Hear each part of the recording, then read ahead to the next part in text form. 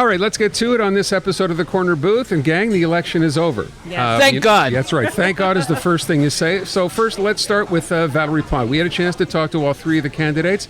Lesley, you're a big fan of Valerie Plante, and was it safe to say you hate Denis Coderre? No, it's not safe to say that, Aaron. I actually walked into the whole election moment, like I would review a restaurant. You don't judge until you have something to say. And I found that when we met the three candidates, she was the most sincere. I found Mr. Coderre, unfortunately, a little bit insincere with some of his answers. He tisked me, he did a tisk. Uh-oh. He tisked me. He did. And I really didn't appreciate that. I didn't find that he had changed. He said he was a changed man. He wasn't really a changed man. He was ever the politician. I mean, you got to give Valerie Plante credit. You don't agree with some of her policies. She is a breath of fresh air. She seems sincere. She seems honest. She's very positive. You would leave all your money with her knowing she wouldn't spend it. Would you do so with the other That's guy? a good point. Yeah, I'm not so sure I would. But I like what you just said about him saying he's changed, right? The beginning of the campaign was all about, look at me, I'm a different person than I was 4 years ago. Yes, I'll talk about the failed e-race and the money spent on the 375th. But as the campaign kept going along, a lot of unforced errors that a guy like him who's been in politics as long as he has, you would not thought would have made. It started with dropping a cell phone in the car and then saying he wasn't on it. Then it went to the taxes, and I think at the end that cost him. Do you? Absolutely. Yeah. Well, not divulging his finances too, of course. And then waiting to the last minute. There were a lot of mistakes. She made the fewest mistakes. Yeah. So does anything change now? Because I noticed I still can't find a place to park. Nothing. Parking, it's going to be, she says that she's putting in a huge plan for downtown Montreal. Construction woes of yore, well, they'll probably continue. Are we buying any of this? Do you actually think anything will change? Yeah. Well, it's her second mandate, so she's got an opportunity to carry on what she started and see if she's going to meet all the promises. She's going to keep the promises and follow through. But the argument that's always made, and she said the same thing, as did Denis Coderre, I'm here for all Montrealers. A lot of Montrealers have an issue with traffic, with construction, with parking. Bill 96? Yeah, well, we're going to get to Bill Right. 96, but for right now, these are existing problems. Do you actually see this administration, now that she has a second mandate, saying, you know what? Okay, let me see what I can do. I think she's going to make an effort on social housing. I think she's going to try to make an effort to liven up downtown. I don't know how she's going to do that. When it comes to construction, don't forget, only about a third of all the construction that we run into is basically city related. The rest is condos going up everywhere. Yeah, you can go to these developers and say, look, even though it's not our responsibility, if you want to develop here, put up something around your site, make sure that it's kept clean. Take your construction cones down when you don't have workers here. She can do that. She can, but I think we're going to be Coney Island for years and years to come here. I hope not. All right, let's move on from them. Let's talk about Ballarama. We had a long conversation with him. Yes, we did. And this week, he kind of took it on the chin when his former partner, if you will, in the party, Marc-Antoine Desjardins, came out and basically called him a liar. What was your impression? Well, what he told us was very different. Yes. He said that Desjardins was the one who came forward with a lot of ideas before he did. Okay. And it's he said in this situation. Did you ever buy in completely? Did you really think that he was in this because he wanted to be the next mayor of Montreal? Or was this, and I'm going to just throw out these things, you tell me, or was this a vanity project more than anything else? Wow. I think a lot of people suspected that he had some sort of side deal going with Coderre, which I find kind of interesting. I think he took a lot of the Anglo vote away from Coderre, perhaps, but I don't know what his plan was. One thing for sure, he's not lacking in self-confidence, this man. I mean, he certainly believes in himself. He thinks he's going to be around. I don't think Coderre's going to be around. There's all sorts of stories already going around where he might be heading, but I think Ballarama will be around for the short haul anyway. Did you not find it interesting when he was asked the day after? He gave he gave his concession speech the night he lost. He was the first one to do it. And said, we'll be around, the Mouvement Montréal is a party. But then when asked in follow-up right after that, he said, the party will be around. I'm not so sure if I'm going to be here. And I thought, wow, what kind of movement do you have where the leader who started this party now can't even say he will be here to keep fighting? I found that very much Ballarama-ish. as you said, he says Where one does he get thing, his but says financing something else. from? I don't know. Wait, didn't also Codera tell us that he was also going to stick around? Yes, he did. said We he's have gonna it on stick around. record. Yes, Yeah. so let's see what's Not going to gonna happen happen. there. He also told us when we interviewed him on the radio that come November 8th, after the election, absolutely we could talk and he'll let us know what's next. That was 5 days ago. Right. Also, another No thing one's is heard. when we met him, I felt that he thought he had it in the bag. Yeah, or he Didn't certainly you? gave you the Certainly. attitude Well, that all he the thought polls that. going in had him. Like Yeah. initially, I'm going to miss not having a rodeo downtown. Remember the good old days of Codere? Yeah, well, there's no more bridges left to light, so we can save some money there, hopefully. Yeah, true enough. True enough. All right, let's move on. Talk about the next big thing, Russo-gate. Ah, Oh, CEO of Air Canada saying that Montreal, it's testament to this city that you can live here for 14 years and not have to speak any French at all, which of course blew the minds of everybody on the Francophone side. and no Anglophones. None. Well, you know, some people, like today, for example, Robert Libman came out and said, and I think it's Journal important that he said Montréal, it, he yeah. got his letter roasted. We Anglos, we are not Michael Russo. We don't think that way. We don't feel that way. And it actually hurt us by having someone in his position say it. What annoys me to no end is that we all get tarnished with the same brush because one Anglo doesn't have his head on straight, says something like that, and all of the rest of us they believe the rest of us follow suit. It is so untrue. Those of us who grew up here, stayed here, resisted temptation to move to Toronto, New York, anywhere else, have long learned to adapt to the ways here and love living here. I disagree. I think there are a lot of Anglos in Montreal who don't speak French, but if they I don't don't have think to so. speak French, they can easily get through life in Montreal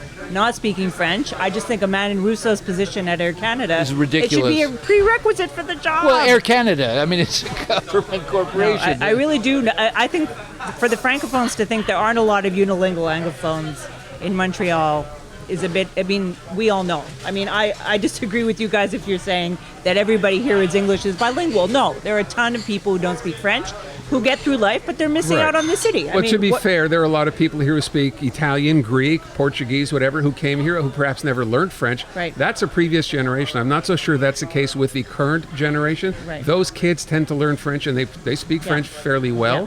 But for someone, my bigger question here is for someone in his position, president of this gigantic international global company. French-Canadian wife. Right. Right. Did he not know what he was saying? Could he be that clued out not to realize what Totally a war toned would down. start? Yeah. Totally unilingual.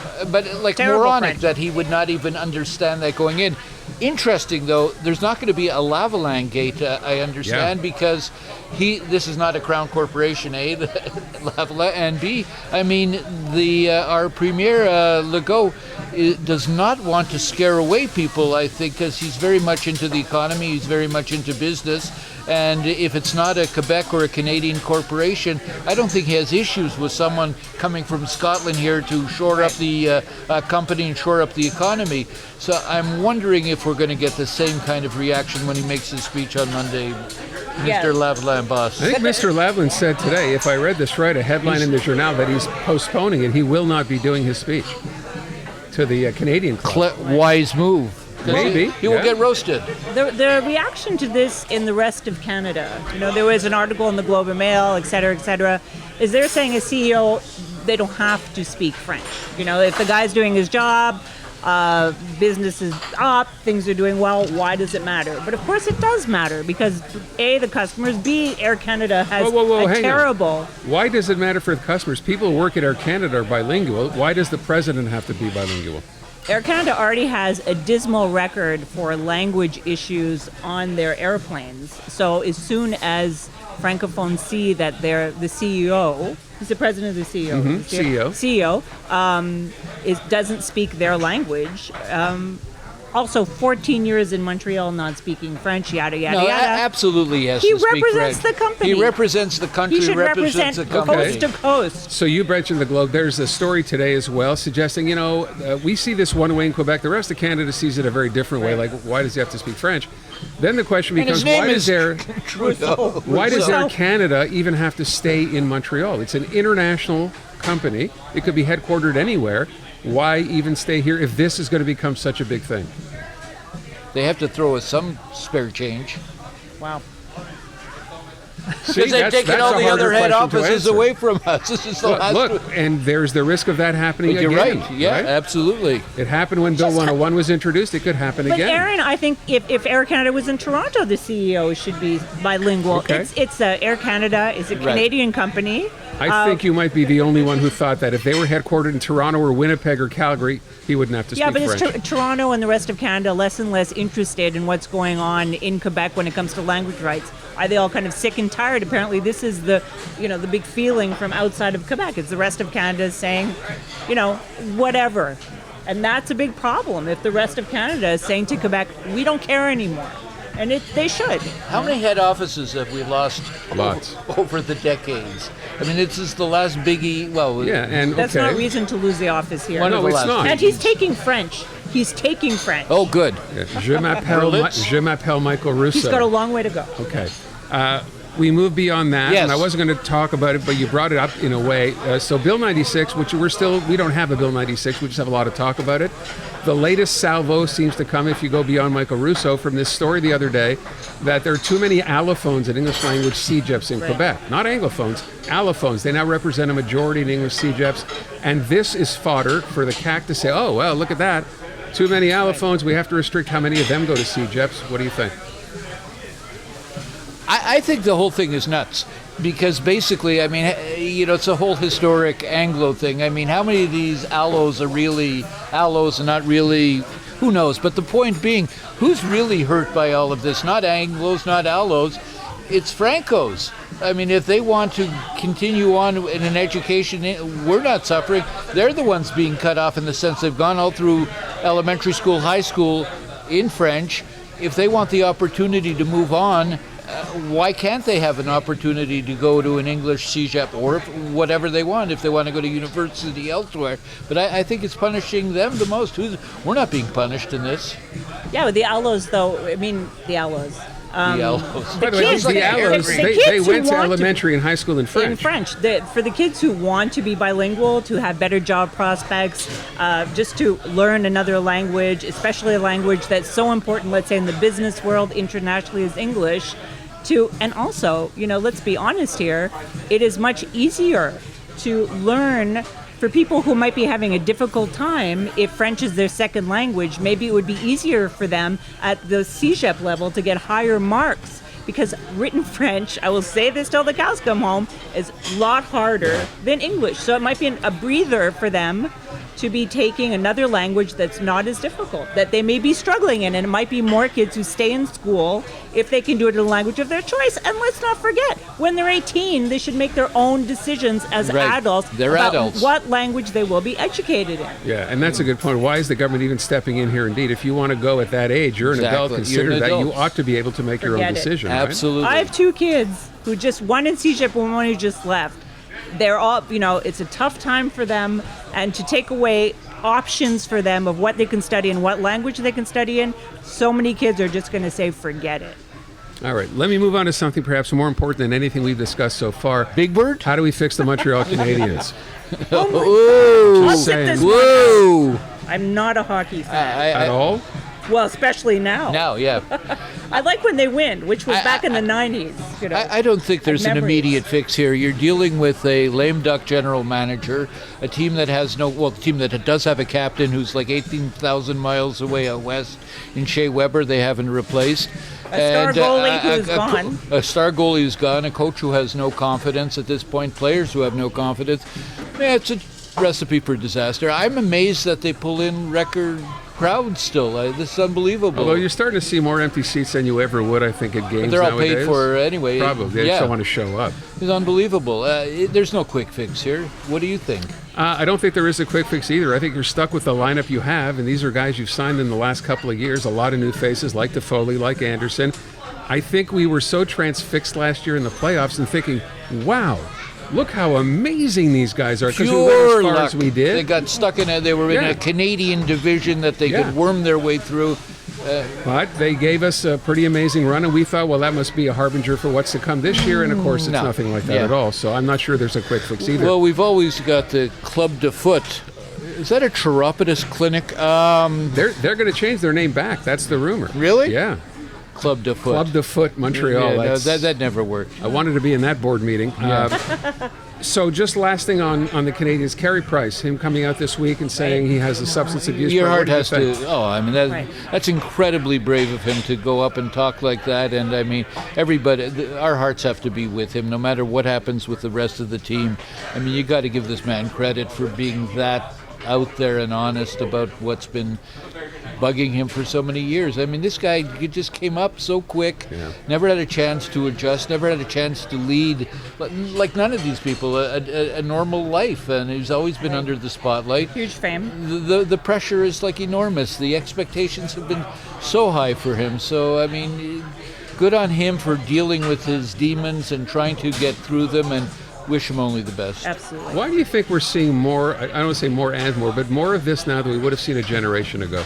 Because you had these like dinosaurs in front offices and coaches that we're hearing about now who wouldn't allow this, who would say that the person was weak and unable to deal with reality and wouldn't stand for anybody like who wasn't like their type of brute force kind of guy. And Well, sensitivity training was not mandatory back then. Are you saying just sports? Because if you look No, at not just sports. Well, look at Coderre, who said that, after the last election, he thought of committing suicide, which is, who to come out and say that is quite something. So is it men who are suddenly the Oprah effect? Men are opening up and That's a good sharing, point. and they're becoming examples to young kids who look up to them?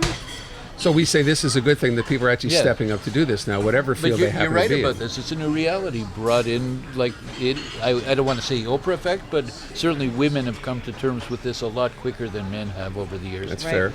All right, let's move on and talk about something that all of us Big hate. Bird? No, not yet. Prices, inflation at my a God. 30-year high. It was coming out the other day, 6.2% in the U.S. We're basically the same here. You were, Lesley, you've been in the restaurant business in terms of reviewing for years and years. You texted the other day saying, I don't think I can afford to eat out anymore. Unbelievable, the rises in restaurants, and I understand why. I mean, they've had to increase salaries because they don't have enough people, so to keep them, they're paying up to $25 an hour for dishwashers. Ingredients have skyrocketed. If you go into the supermarket, just the price of beef is crazy. unbelievable. So to keep the restaurant going, I went to a few restaurants just this week, and I'll tell you, restaurants where, the highest main course was maybe $32, you're looking at $56 now. And even restaurants are the kind of bistros that were less expensive.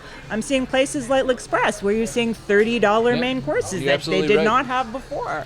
And so a restaurant that would have cost, $200 for two before $300 is today. $300 for two. Wine prices increased. And only one bottle of wine. And yeah, well, it depends. And but there's another thing you have to look out for, which is prices have gone up.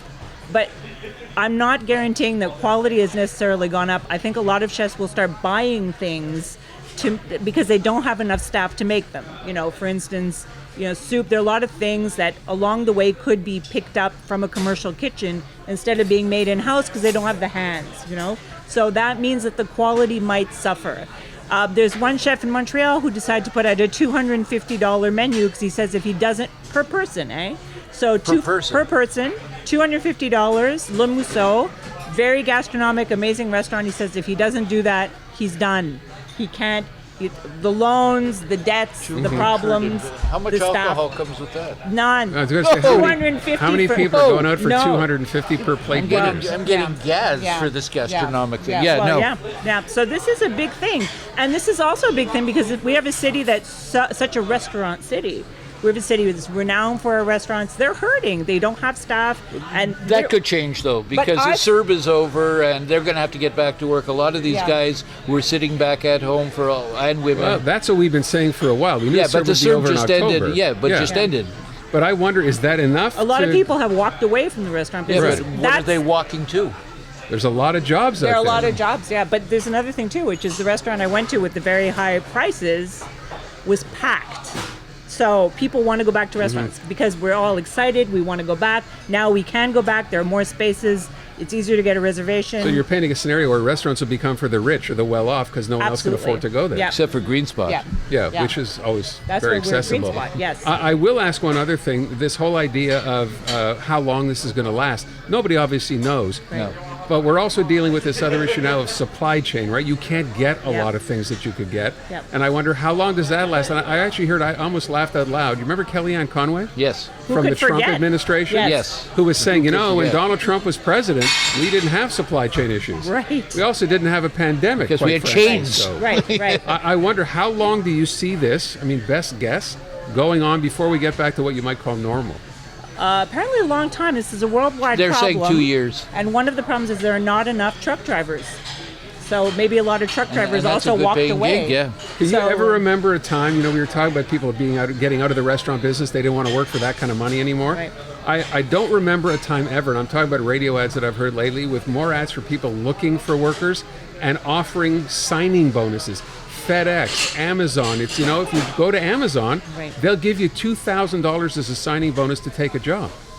FedEx is offering Right. you cash up front to get. And you get a ride in his rocket ship? But I just don't understand how we sort of arrived at this point. I Yeah. guess a lot of people took that money and stayed home, but it's going to run out sooner or later. Yes. Does that mean once it does and they realize I'm not getting $500 weekly checks anymore, I have to go find a job or not? Yes, you have a family for sure. Absolutely. How long? Is that 6 months? A year? How long? It's going to be less than 6 months. Reality sets in come Christmas time, gifts, lots of things. I think you're going to see a change. I think, though, if you're renovating your bathroom, you might have a long wait for the taps and Yeah. the fixtures and the this. Or furniture, too, I understand, is forever waiting for a couch, waiting for anything like that at all. It's not weeks, it's months. That's been since the beginning of the pandemic. But And speaking of prices, don't go, if you're Christmas shopping, don't be planning any trips to Plattsburgh or Burlington anytime soon, because whatever it's going to cost you down there, whatever savings you might make, family of four, you're going to have to get COVID shots at like molecular, what is it? CVS or Walgreens yeah, or right, PCR, like yeah. at about $200 a pop. Well, less there, but you know what? I think there's been so much negative reaction to this, that I'm expecting any day now the government's going to say, okay, forget the test, for one really simple reason. It's one thing if you go to Florida and you're there for a But week. it doesn't affect Americans coming here. No, but what I'm No. saying is if you go to Florida and you spend a week there, you can get your test in Florida. If you want to drive across the border to Plattsburgh for the day, you need to take your test in Canada, even though you're going to the U.S. and coming back, because you're not going to be there for 72 hours. It makes absolutely no sense at all. And it's still going to cost. Yeah, it's still going to cost It's you money. insane. Right. So I'm imagining that may change, because Yeah. there's a lot of pressure being brought to bear on the government, maybe within even days, Yeah. because it does not make sense. Yeah. All right, let's get to the thing you wanted to talk about right off the get-go, Bill. Don't hit Big Bird? Yes. Apparently he's a communist. This week, Big Bird. I heard that too. Yeah. Sesame Street's Big Bird went out and made a big deal about the fact that he had gotten vaccinated, so kids will feel comfortable getting, the vaccine. And our good friend Ted Cruz, yeah. came out and called him. Well, go ahead. A communist. Yeah. Because, this is unbelievable. Spreading government propaganda. Absolutely. And you know what's interesting in all of this? We are they are so polarized. And you can't take anything for granted. You would think something as simple and as safe as a Muppet would not cause any kind of division, but no. And apparently, Big Bird has been doing this for years. Yeah. Because he went out against mumps, he went out against measles. He's been telling kids to get vaccinated since we were kids. Yeah, and I believe Big Bird old answered is him Big Bird? yesterday or today. There's a picture of Big Bird in an airport saying he's looking for Ted Cruz's balls in Mexico. I think that was his answer to Ted Cruz. So To which Ted Cruz says there's charges perhaps relating to some impropriety on the sexual front, and Big Bird must be charged. Don't touch Big Can you Bird. ever remember American politics being as Never. dysfunctional as it is now? Toxic, And we toxic, ain't nearly ridiculous. finished either. The Toxic. midterms coming next year. Oh, it's going to be terrible. Right. Terrible. Death threats from congressmen When did to it congresswomen. get this bad? Yeah. Donald Trump. Yeah. No. When they- It's always been bad, but it's Oh, never no, been it's never this been acute. like this. No, I think Mr. Trump had a Yeah. whole lot to do with this. Yeah. All right, guys, we're done. We're out of time. Thank you for being with us here at the Corner Booth. We'll catch you again in a week.